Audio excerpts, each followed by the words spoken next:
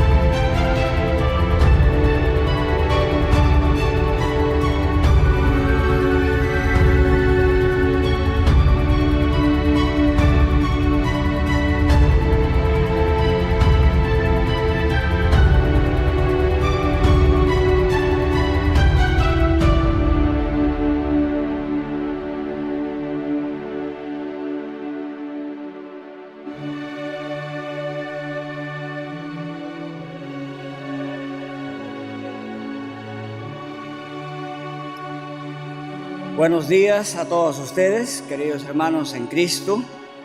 Para su siervo es un privilegio estar frente a ustedes. A algunos de ustedes los conozco. Estuve aquí hace 2 años en Comalcalco, colaborando con mis hermanos de la Iglesia El Divino Maestro. He visto esta mañana al pastor Irán y el hermano Daniel y Francisco y otros que están por aquí. Y quisiera dar gracias a Dios por la presencia de ustedes, porque en la providencia de Dios no hay casualidades ni coincidencias. Estamos aquí porque Dios así lo ha querido. Y esa tiene que ser nuestra conciencia mientras leemos la palabra de Dios.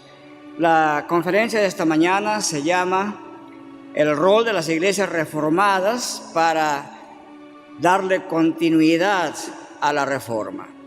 Las oraciones que he escuchado hasta aquí y algunas otras alocuciones han hecho referencia a esto, que la reforma no ha concluido y que para la iglesia hasta el último día de la parusía segunda y final de Cristo no concluirá. Por lo tanto, creo que es importante que tengamos esto en nuestra mente. La reforma continúa. Y Dios nos ha colocado a nosotros aquí y ahora, tal como somos y tal como Él quiere que seamos para darle continuidad a esta reforma. Vamos a leer lo que el apóstol San Pablo nos ha dejado dicho y escrito en Efesios capítulo 1, versículos 5 y 6, y Efesios capítulo 2, versículos 6 y 7. Vamos a leer esos 4 versículos en esta mañana. Nos dice así el apóstol Pablo en Efesios 1, 5 y 6. Y Dios nos predestinó para adopción como hijos para sí, mediante Jesucristo, conforme al beneplácito de su voluntad, para o con el propósito de la alabanza de la gloria de su gracia, que gratuitamente ha impartido sobre nosotros en el amado. Y en Efesios capítulo 2, versículos 6 y 7, el apóstol Pablo nos dice: y con Él, es decir, con Cristo, y con Él nos resucitó, y con Él nos sentó en los lugares celestiales en Cristo Jesús, a fin de poder mostrar en los siglos venideros. Pablo escribió esto hace más de 2000 años. En los siglos venideros, hasta hoy, y lo que vendrá después de hoy, las sobreabundantes riquezas de su gracia, por su bondad para con nosotros en Cristo Jesús.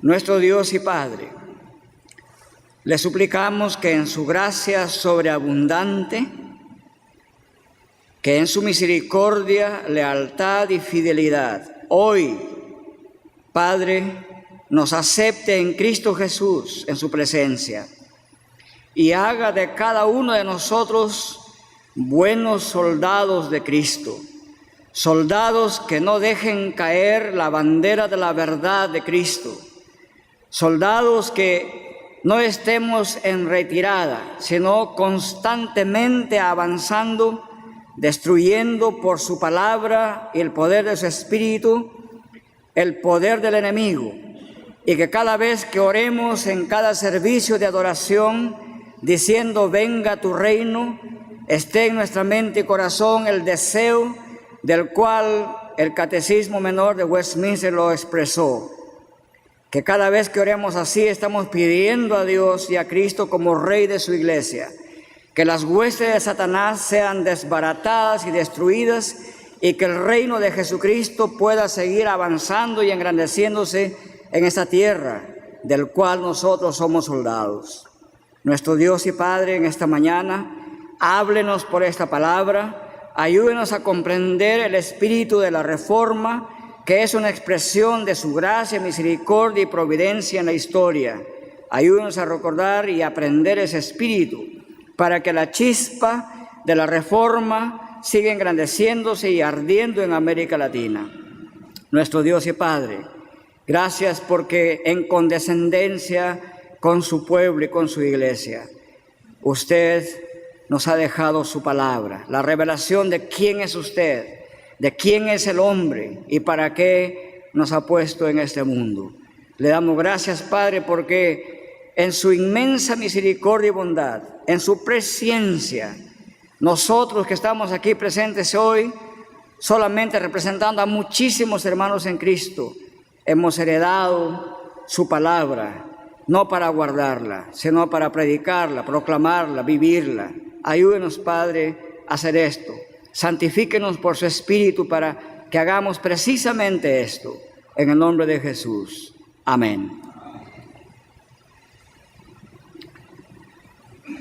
Hermanos, creo que antes de empezar debo señalar algunas deudas que tenemos la familia reformada para con la reforma.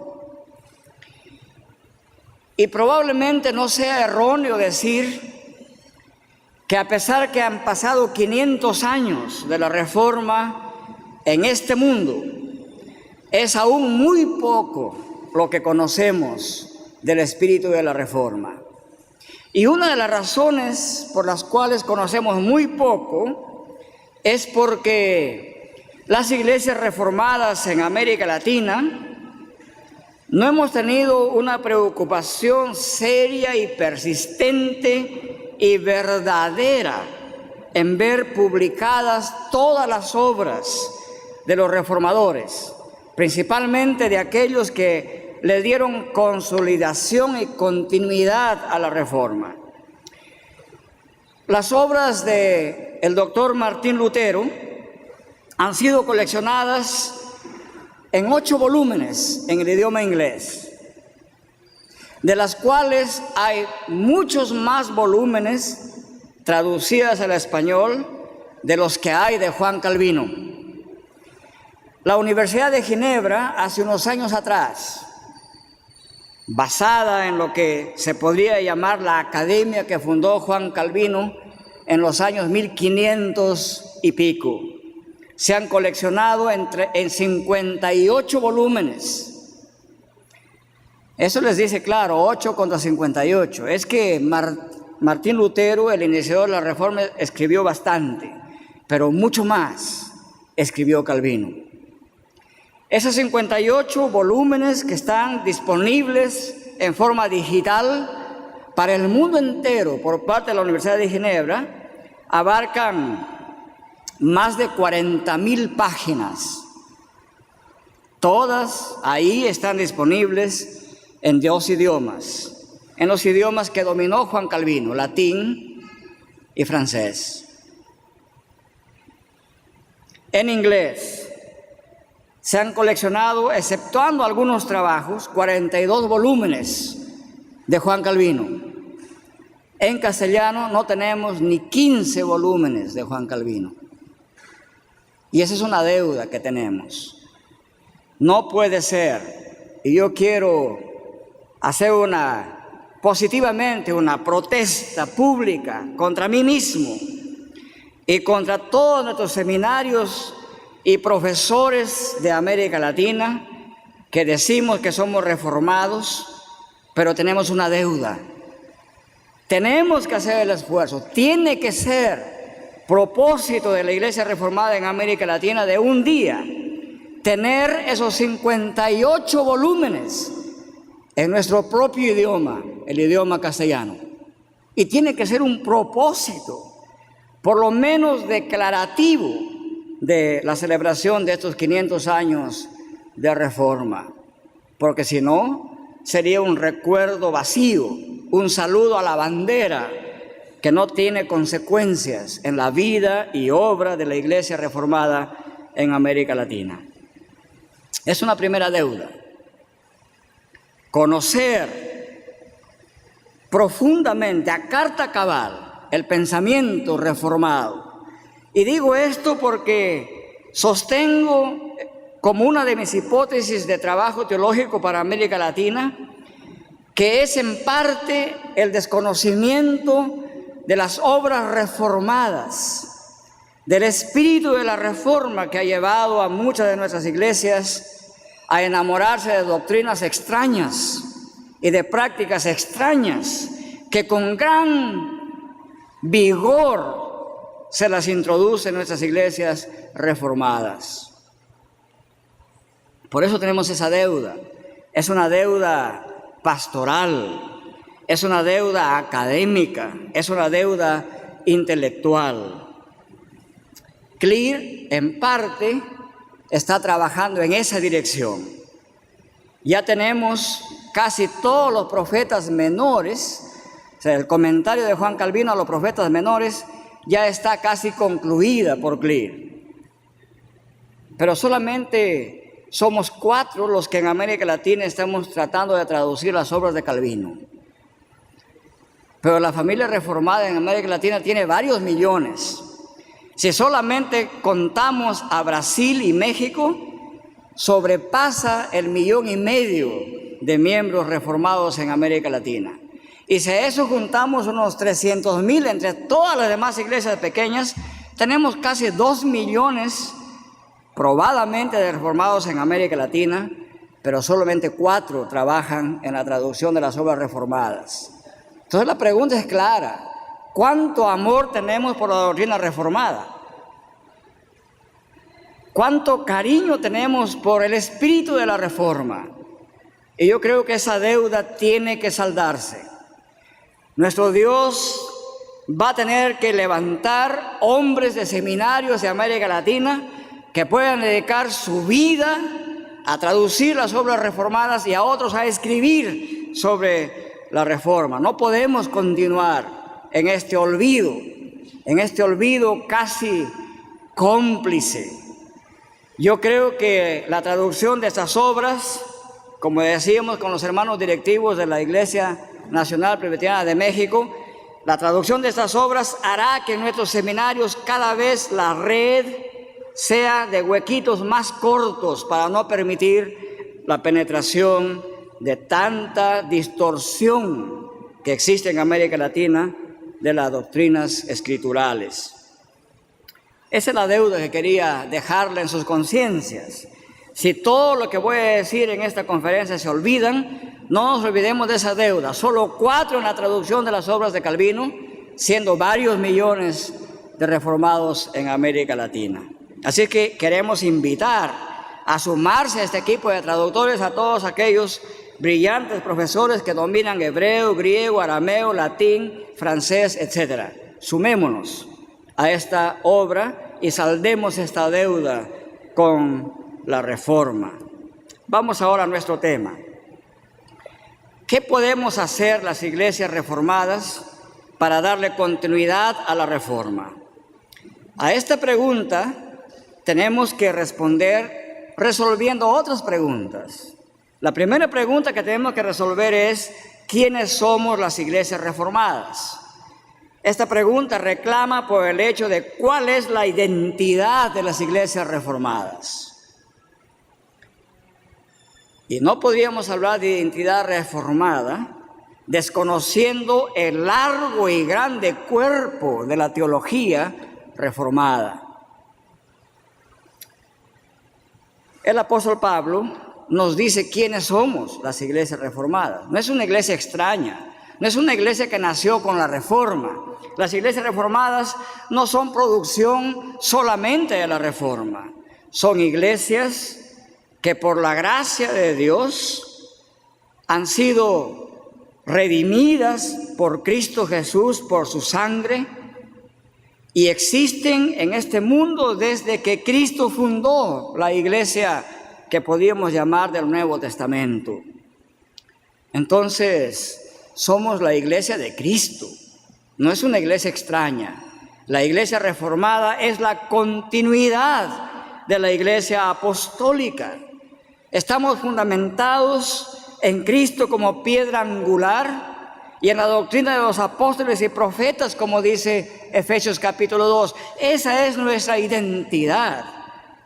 Primeramente, nuestra identidad es una identidad bíblica. Es una iglesia que se encuentra por estar fundamentada en la doctrina de los apóstoles y profetas, unida a la iglesia del pasado, del presente y a la iglesia del futuro. Es una iglesia que está en la propia mente y corazón de Dios. ¿Por qué? Porque nos predestinó para ser adoptados en Cristo antes de la fundación del mundo. Creo que esta concepción de Pablo nos ayuda a corregir varias deficiencias en teorías misiológicas que hay en el mundo y particularmente en América Latina. Cuando ustedes leen los libros de teología de la misión, incluidos los libros producidos por algunos reformados, casi siempre tienen un enfoque post-caída. Algunos han dicho con bastante énfasis que Dios es un Dios misionero, pero que Dios empezó su misión por la caída del ser humano. Y entonces, como que después del capítulo 3 de Génesis, recién Dios empieza su trabajo misionero en el mundo. Bueno, nada más lejos de la verdad paulina que eso. Aquí en este pasaje Pablo nos advierte, nos anuncia, nos hace conocer que antes de la fundación del mundo, usted y yo, la iglesia entera de Cristo, de todas las edades, ya estaba concebida en la mente misma de Dios antes de la fundación del mundo. Por lo tanto, cualquier doctrina misionera que quiere dar continuidad a la reforma no puede empezar en el siglo XVI ni en el siglo I. Tenemos que empezar donde Dios empieza, y es que la iglesia de Cristo existió antes de que alguien la vea en la propia mente de Dios. Nos predestinó para adopción como hijos mediante Cristo, antes de la fundación del mundo. Eso somos. La iglesia reformada es una iglesia concebida de principio a fin y redimida de principio a fin por la sangre preciosa de Cristo Jesús. Y Pablo lo declara en Hechos capítulo 20, versículo 28. Ahí llama en Mileto a todo el presbiterio de Éfeso y les dice: mirad por vosotros mismos, porque el Espíritu Santo os ha puesto por obispos. Aunque en la política eclesiástica presbiteriana son las congregaciones a propuesta de los consistorios que eligen sus presbíteros, pero según la perspectiva divina, solamente la iglesia es medio por los cuales o por el cual Dios elige sus presbíteros u obispos. Y les dice: mirad por vosotros mismos y por el rebaño en que el Espíritu Santo os puso por obispos. Y luego les da la tarea para apacentar la grey de Dios. Y como Dios conoce nuestros corazones, añade Pablo a ese versículo 28, para apacentar la grey de Dios. Y luego añade que Él ganó por su propia sangre. De manera que cualquiera de nosotros, ministro ordenado en la iglesia de Cristo, que quiera usurpar las funciones de Cristo, tendría que dejar de ser reformado. Pablo nos aclara bien eso. La iglesia que Él ganó por su propia sangre. Entonces la iglesia reformada es una iglesia con oficiales, por supuesto, eso es bíblico.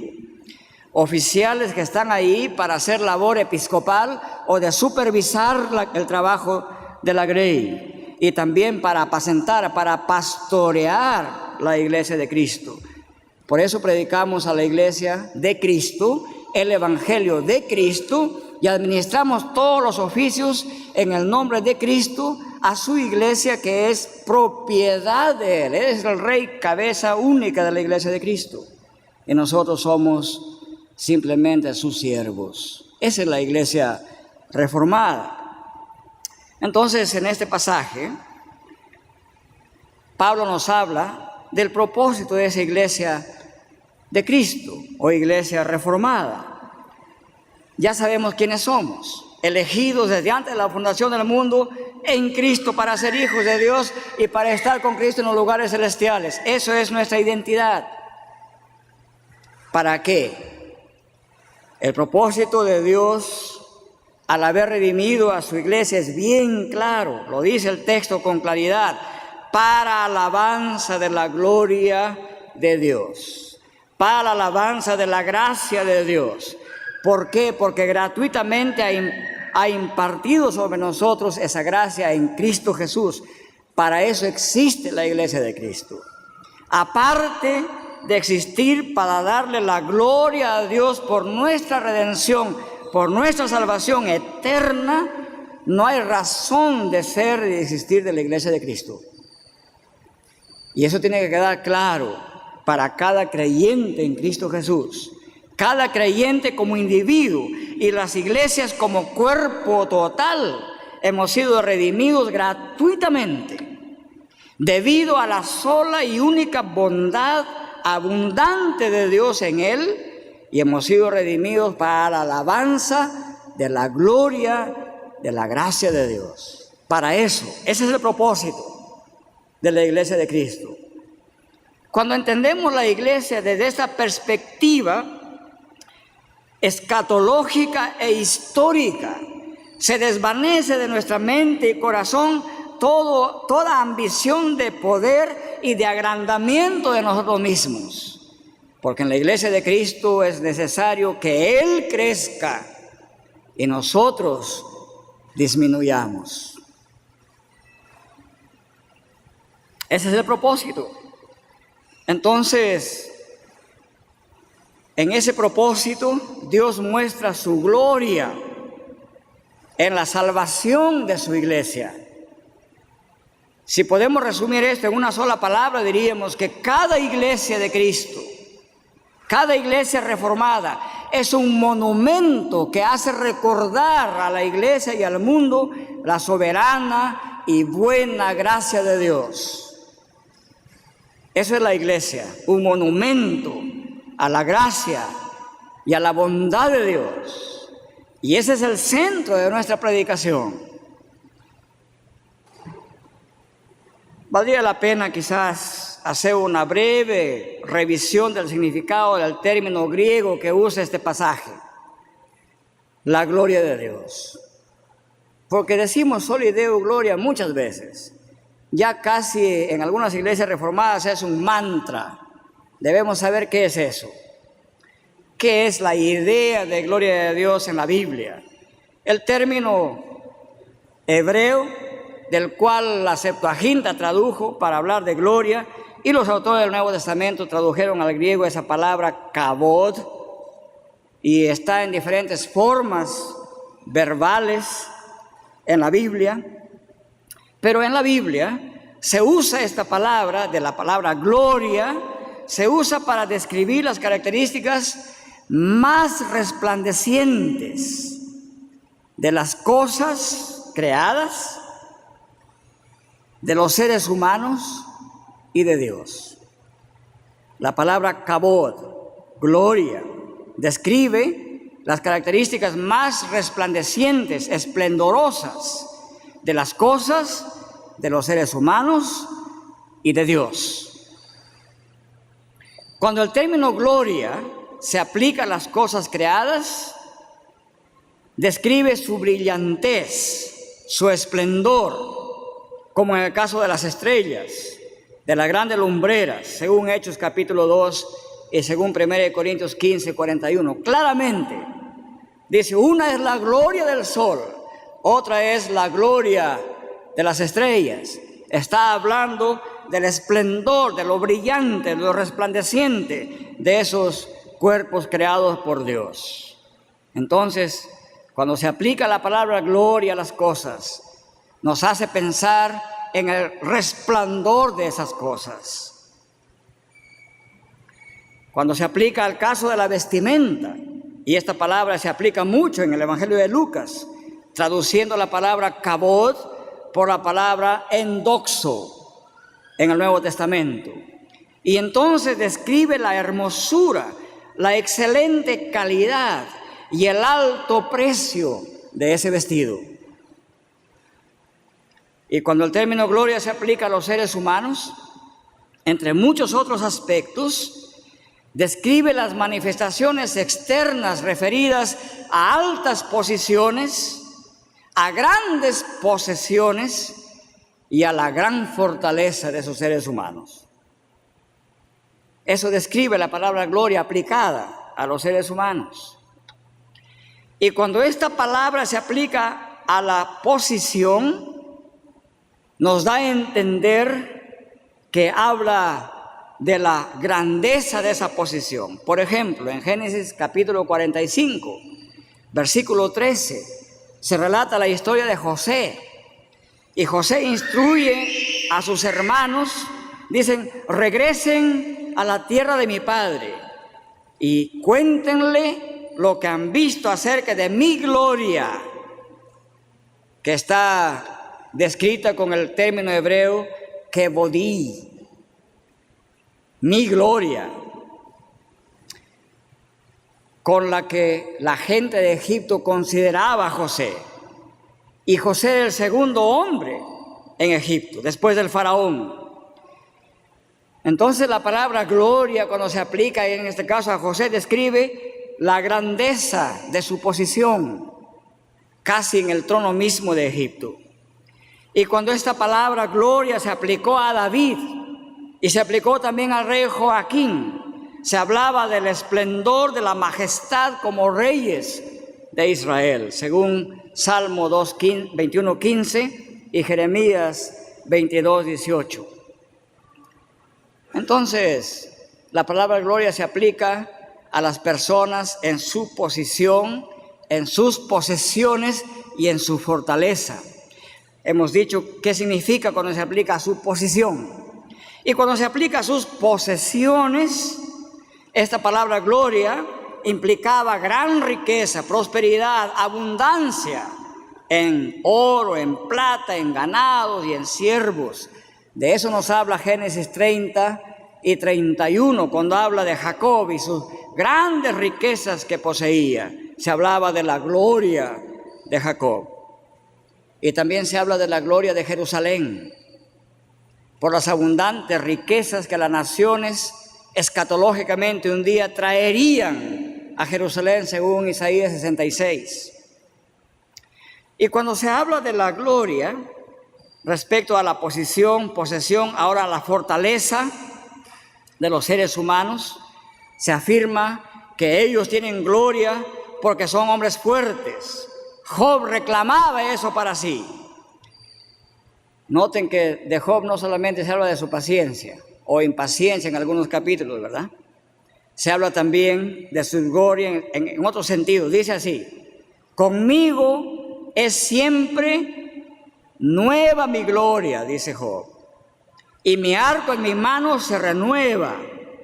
Esto hace clara referencia a su fortaleza y a su destreza. La gloria de un hombre está en su fortaleza y su destreza. en el libro de Job, y él representaba a ese hombre. En Proverbios 20:29, la gloria se dice de los jóvenes que está en su fuerza, y se dice de los ancianos que su gloria está en sus canas. Y en cuanto a las canas, se las contaba como la gloria de los ancianos, según Proverbios 16:31. La cabeza canosa es corona de gloria, dice el texto. Hemos visto cómo se aplica la palabra gloria a las cosas y a los seres humanos. Y en resumen, describe brillantez, esplendor, fortaleza, larga vida, prosperidad. Y cuando el término gloria se aplica a Dios, describe su manifestación externa en actos de protección poderosa a su pueblo, como por ejemplo los actos gloriosos y victoriosos de Dios contra Faraón. Y los israelitas vieron esa gloria de Dios en esa manera. Y es interesante que a los israelitas se les juzga en el desierto por haber visto los actos de gloria de parte de Dios y no reconocerlos como actos gloriosos. Y esa generación, excepto dos, todos ellos perecieron en el desierto. ¿Por qué? Porque no quisieron reconocer la gloria de Dios que vieron y presenciaron, según Números 14:22. Así lo interpreta Números 14:22. También de Dios se habla de su presencia en la nube de gloria en el desierto, según Éxodo 16, que es otra manifestación externa de la presencia gloriosa, protectora, aliviadora de Dios para con su pueblo. Y esta gloria es revelada también en el acto poderoso de restauración, liberación y pastoreo de su pueblo, como lo declara Isaías 40. Digamos que también esta gloria de Dios fue revelada resplandecientemente cuando el fuego consumía los sacrificios para la ofrenda por el pecado y en el holocausto. Ahí también el fuego era una manifestación externa de la gloria de Dios. Levítico capítulo 9:22 dice así: entonces Aarón alzó sus manos hacia el pueblo y lo bendijo en esa forma. Y después de ofrecer ofrenda por el pecado, el holocausto y las ofrendas de paz, descendió. Y Moisés y Aarón entraron en el tabernáculo. Y cuando salieron, bendijeron al pueblo. La gloria del Señor apareció a todo el pueblo. Y epiexegéticamente, dice el versículo 24, para explicar qué es esa gloria de Dios. Y salió fuego de la presencia del Señor y consumió el holocausto y los pedazos de sebo sobre el altar. Al verlo, todo el pueblo gritó y se postró rostro en tierra. Y voy a hacer un pedido a los profesores de lenguas bíblicas de los seminarios que están presentes aquí. Al verlo, al ver la gloria de Dios, al comprender la gloria de Dios, ¿qué debe hacer el pueblo? Dice aquí, el pueblo gritó y se postró rostro a tierra. Y aquí se usa un verbo muy interesante para describir la adoración del pueblo de Dios. No usa el término culto. El término culto se nos ha metido un poco de contrabando en las iglesias reformadas. Estudien ese término. Va a ser un verbo hebreo en el estado jifil, que es hishtahavá, que se traduce en el Nuevo Testamento como adoración, y que de vez en cuando Casiodoro de Reina inconsistentemente lo tradujo como culto. De vez en cuando, digo inconsistentemente, pero apropiadamente esto es adoración. Entonces la gloria de Dios se manifestó en este caso por el fuego de Dios, el resplandor de Dios, en los sacrificios de adoración. Pero la gloria de Dios no solamente es cuestión de manifestaciones externas de poder, de protección y de aceptación de Dios del acto sacrificial de su pueblo. Hay aspectos de su gloria que no han sido manifestados, como por ejemplo su rostro, que jamás hombre alguno ha visto y está reservado para que la iglesia restaurada, victoriosa, escatológica pueda ver a Dios cara a cara, porque entonces le conoceremos como Él nos conoce a nosotros. Nuestro Señor Jesucristo, en su oración sacerdotal del Juan capítulo 17, versículo 5, orando a su Padre, le dijo: Padre, glorifícame con aquella gloria que tuve contigo antes que el mundo fuese. Hay ciertos aspectos de la gloria de Dios que aún no han sido manifestados al pueblo de Dios. Y cuando Cristo ascendió a la diestra de Dios, el escritor de Hebreos en el capítulo 1 y versículo 3 dice: Cristo, Él, es el resplandor de su gloria. En un sentido, los que tuvieron la oportunidad maravillosa de ver a Cristo en la cruz y ver caminarlo por las calles de Jerusalén y de otras aldeas, ellos pudieron ver la gloria de Dios en Él. Él es el resplandor de su gloria y la expresión exacta de su naturaleza, dice el texto. Y sostiene todas las cosas por la palabra de su poder. Después de llevar a cabo la purificación de los pecados, se sentó a la diestra de la majestad en las alturas. La gloria de Cristo está en que Él representó al Padre y también en la posición de majestad que el Padre adscribió a Cristo, por lo cual Cristo pudo dar testimonio diciendo, si Él quisiera haberlo resumido, hubiera dicho así: apóstoles, en mí está la gloria de Dios. Pero lo dijo en forma explicativa: he aquí, todo poder me es dado en el cielo y en la tierra. Toda gloria ha sido dada a Cristo en su ascensión y sesión con el Padre. Entonces, esta gloria de Dios, de la cual tanto hablamos, soli Deo gloria, y nos quedamos ahí, se refiere también a su gobierno soberano como rey sobre la totalidad de la creación. Salmo 8 es bien claro, Salmo 145 bien claro sobre esto. Y en ese sentido, cuando nació Cristo, y no nació como un niñito pequeñito que hay que celebrarlo en cada Navidad, eso no es la concepción de Lucas acerca de Cristo. Cuando nació Cristo, fue anunciado por el ángel del Señor, y no fue anunciado como el bebito de los villancicos populares y medios paganos de América Latina. No fue anunciado así. Fue anunciado que ha nacido el Rey, que ha nacido el Cristo, Christos.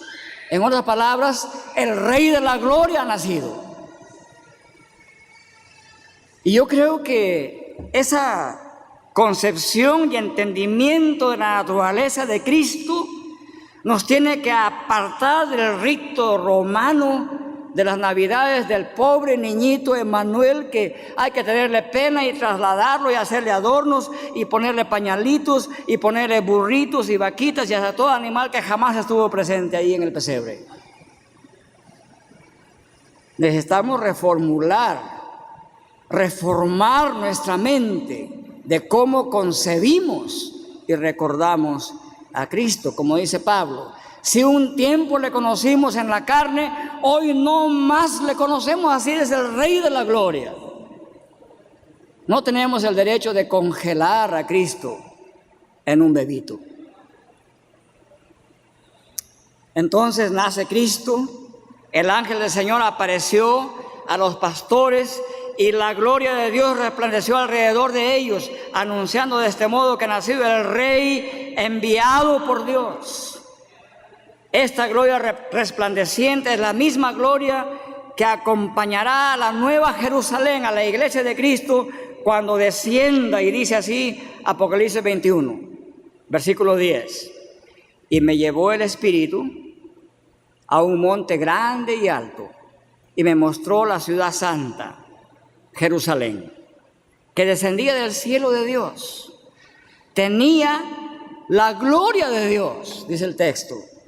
Su fulgor, otra vez, epiexegéticamente, ¿qué es esa gloria de Dios? Punto seguido, versículo 11. Su fulgor era semejante al de una piedra muy preciosa, como una piedra de jaspe cristalino. La gloria de Dios es la hermosura y el esplendor resplandeciente de Dios puesto en su propia iglesia. Y creo que nuestro anhelo será y debe ser una iglesia que refleje la gloria de Dios.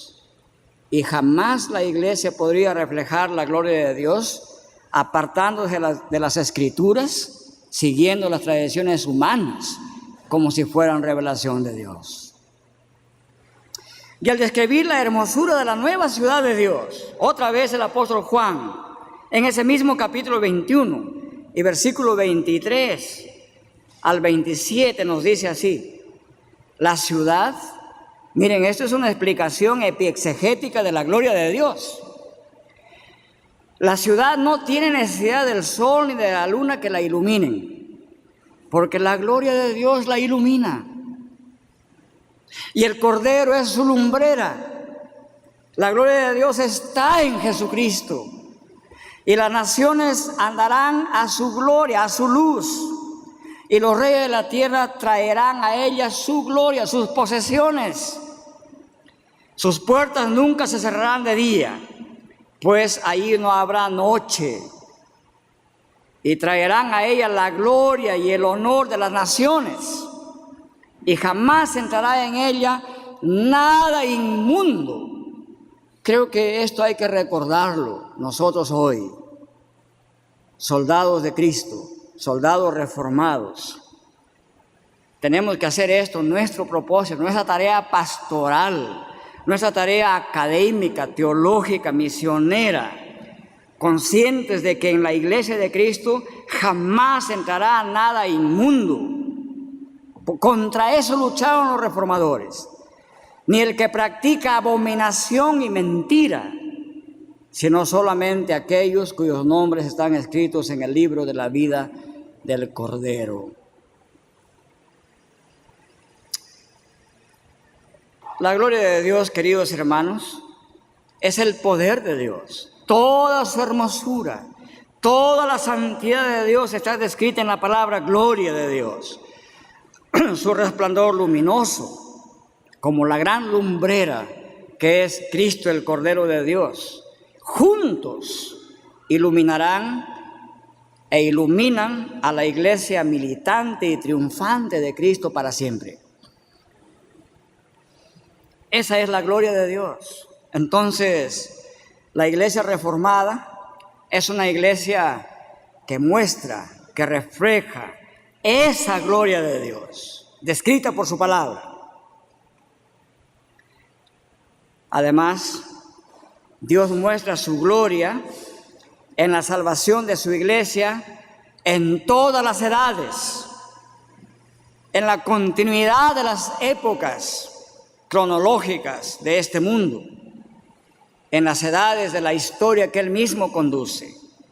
Por eso es que nos dice Efesios que al tener como propósito expresar la gloria de Dios en la salvación de su iglesia, lo hacemos en todas las edades, en los siglos que se nos vienen. Sería una traducción amplia e interpretativa de la palabra griega aiosin tois eperhomenois. Eso es lo que significa esa palabra, los siglos que se nos vienen.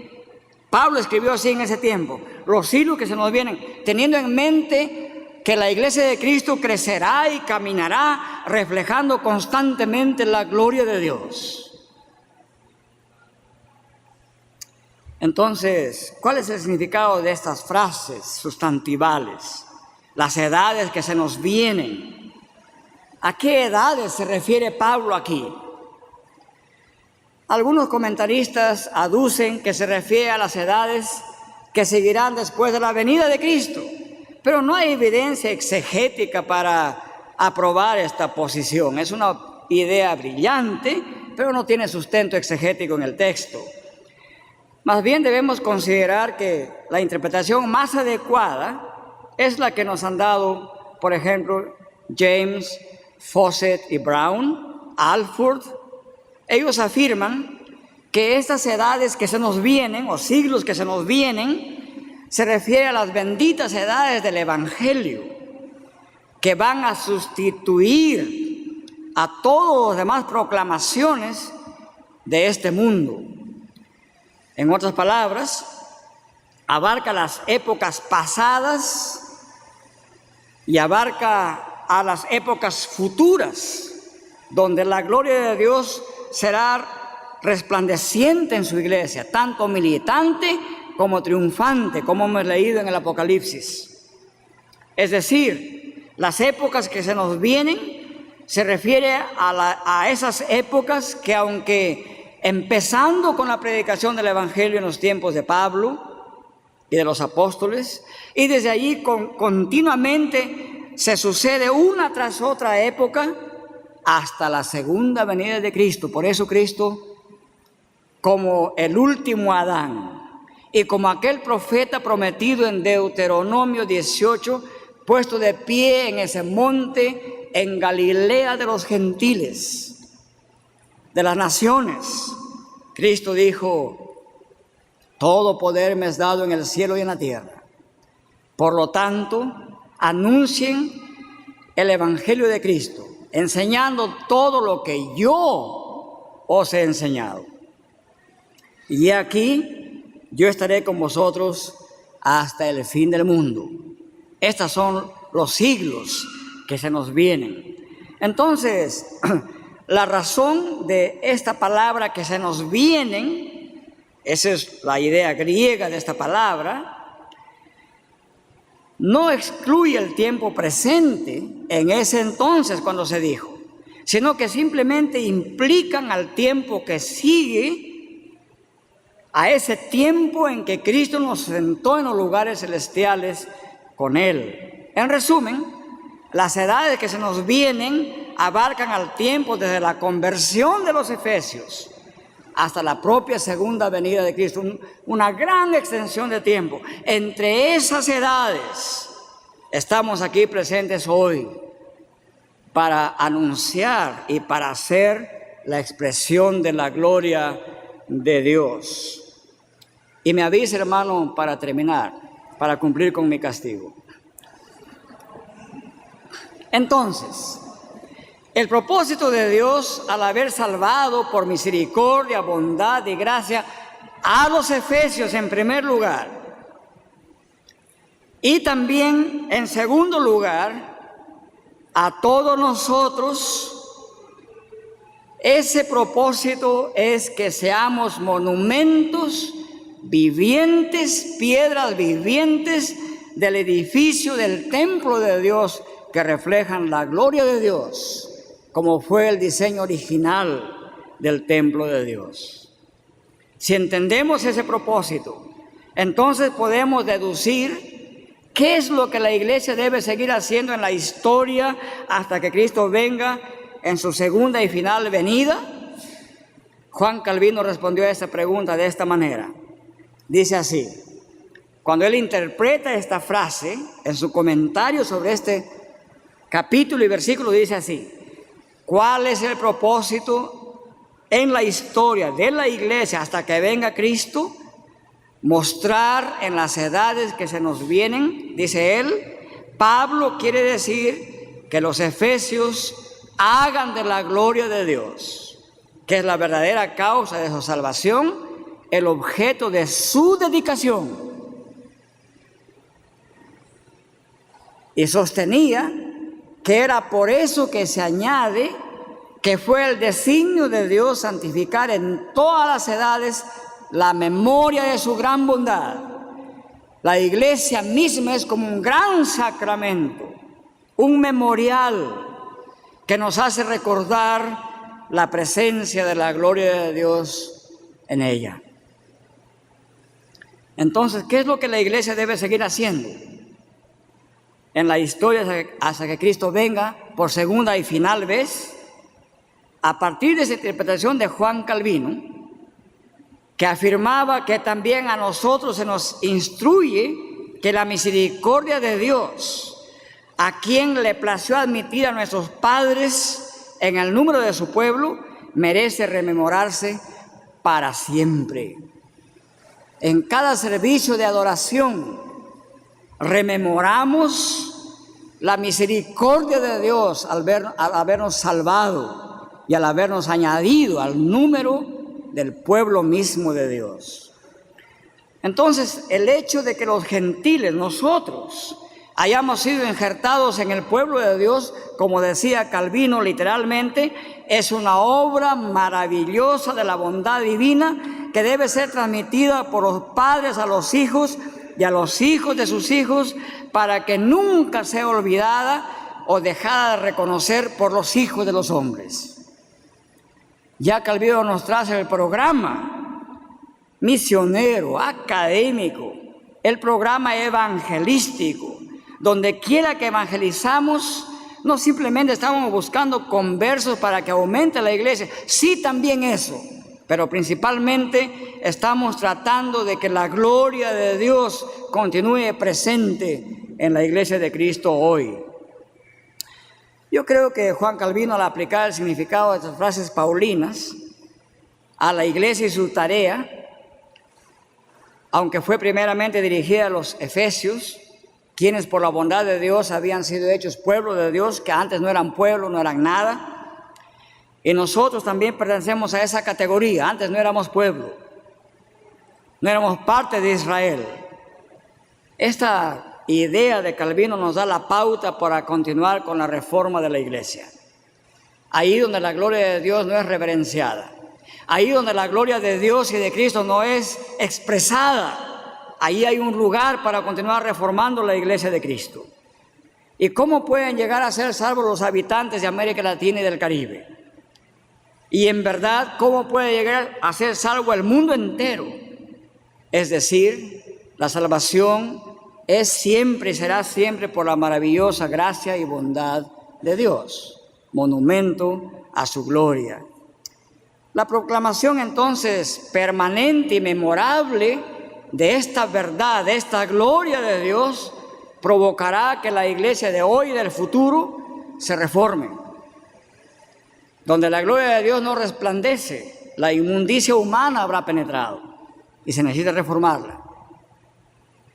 Tenemos que, en términos metafóricos y en algunos casos literales, expulsar de los recintos de donde debe reinar a Cristo, expulsar de los púlpitos y de las mentes y corazones de los creyentes todas las mentiras del paganismo, toda forma de adoración inventada por la supuesta inteligencia humana, todos los métodos modernos del marketing hedonista y los atractivos de una religiosidad llamada amigable para que las iglesias sean llenas, deben ser reconsideradas, reformadas y en algunos casos extirpadas de las iglesias de Cristo.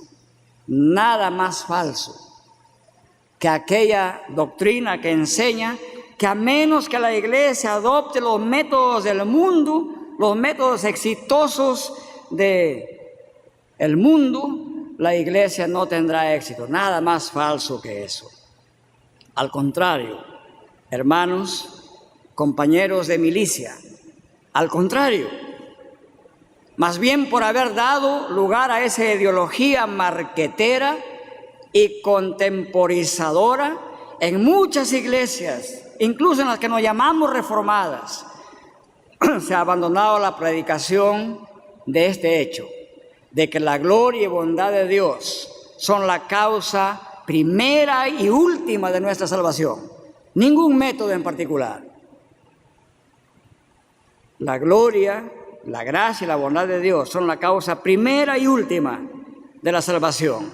Como consecuencia, entonces, Tenemos que desenfatizar la agencia humana como vehículo de ganarse la salvación y el favor de Dios, y sobreenfatizar la agencia divina en todo el proceso de nuestra salvación.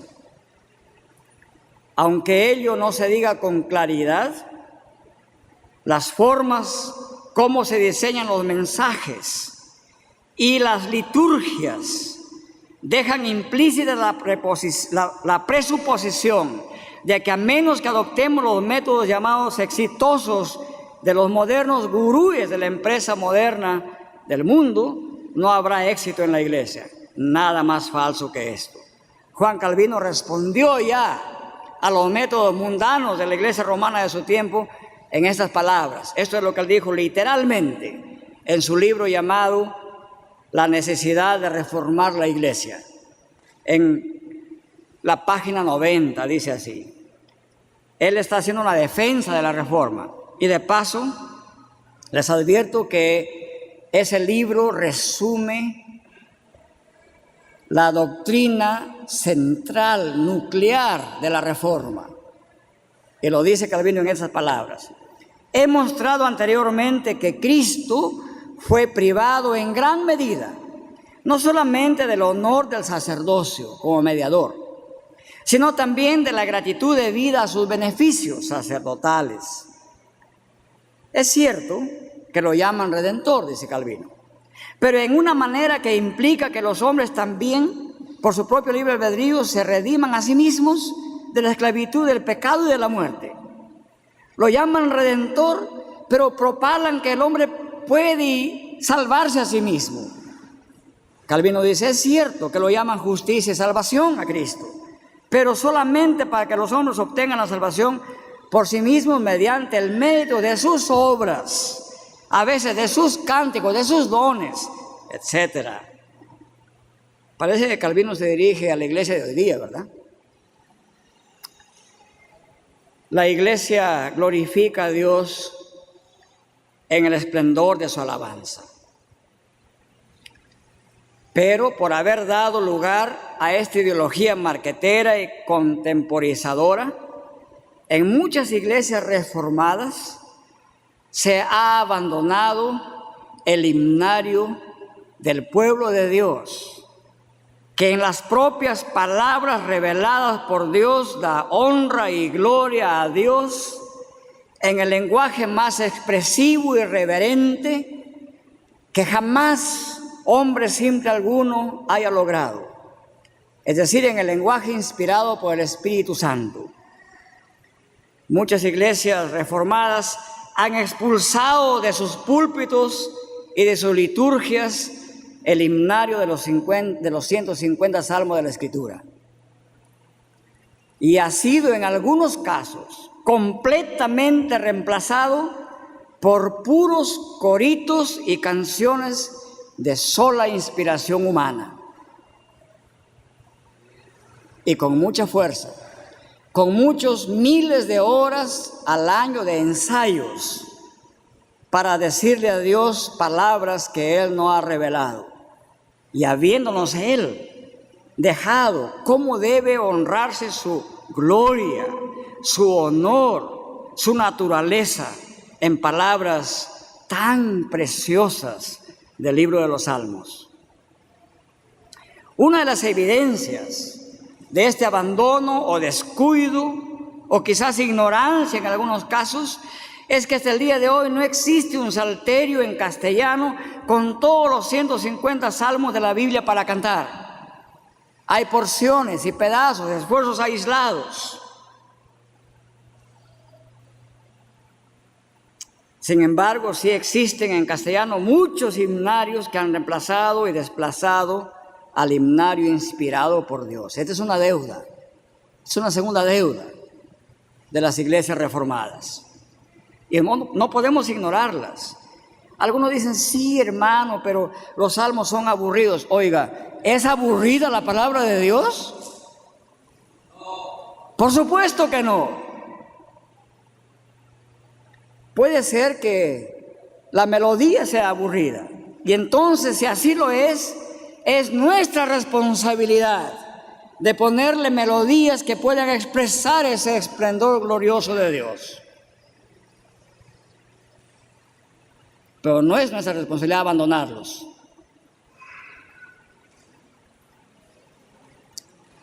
Los reformadores, principalmente Juan Calvino y Juan Knox, se preocuparon desde el principio de la Reforma para que junto a las confesiones de fe y catecismos, junto a la forma de gobierno, junto a ello exista también una forma de adoración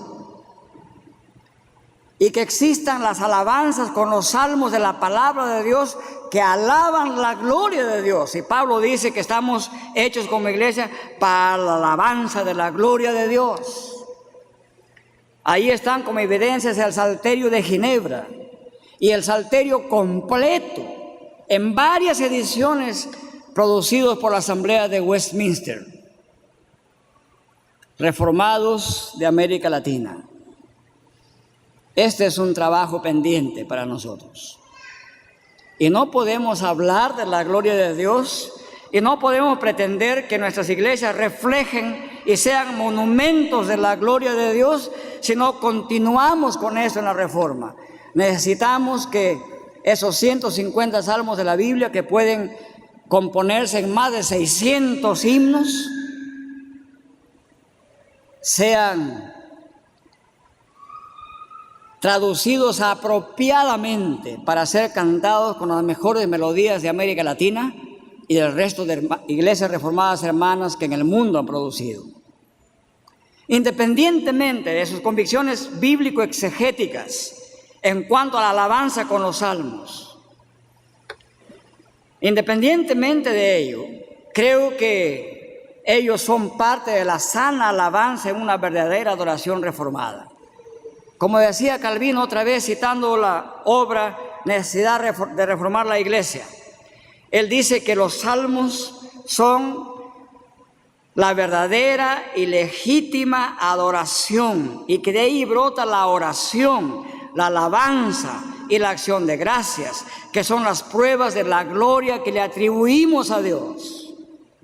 Cierto, en los salmos, en el propio lenguaje de Dios, del Espíritu de Dios, se alaba, mejor que en ningún otro lenguaje de origen humano, se alaba la providencia de Dios, su grandeza, su poder, su misericordia, su justicia, su bondad y toda la gloria de Dios. Esta es una tarea pendiente. ¿Qué tenemos que hacer para continuar la reforma? Hay dos cosas que he mencionado hasta aquí. Una, tener un día, quizás nuestros bisnietos, todas las obras de Juan Calvino traducidas al español. Las misiones de Europa y de Estados Unidos no se interesaron en ello. Y por todo el amor que les tenemos a ellos y toda la gratitud que les debemos, ellos estaban muy ocupados en otras tareas y no le dedicaron tiempo a esto. Pero es nuestro deber ahora el poder saldar esa primera deuda. Y la segunda deuda es que un día todas las iglesias reformadas podamos alabar a Dios en nuestro servicio de adoración con su propio himnario inspirado, que ha sido usado por el propio Jesucristo, aún en la cruz.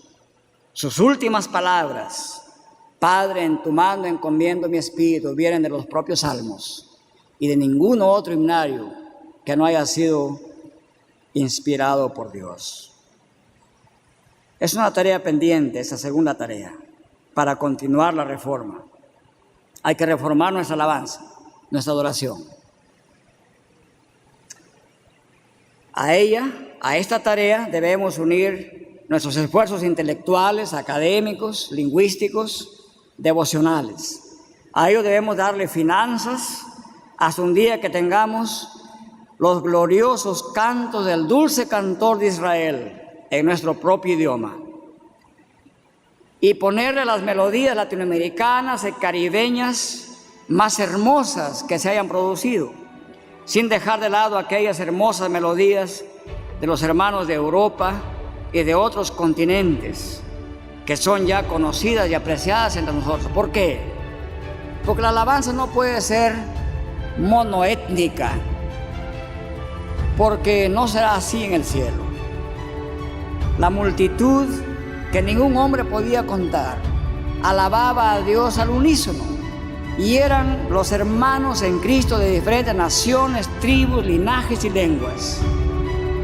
Por lo tanto, no podemos ser exclusivistas y decir, sí, queremos los salmos solamente en voz y melodía latinoamericana. No, queremos lo mejor de América Latina y del resto del mundo, porque de todas las iglesias reformadas, en todas ellas se tiene que reflejar la gloria de Dios.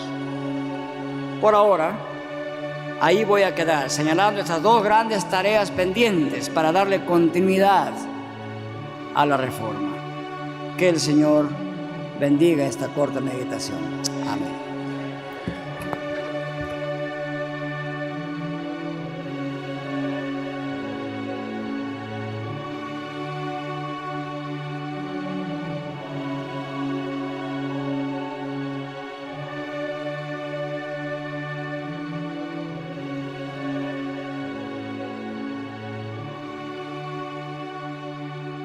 Ecclesia Reformata Semper Reformanda.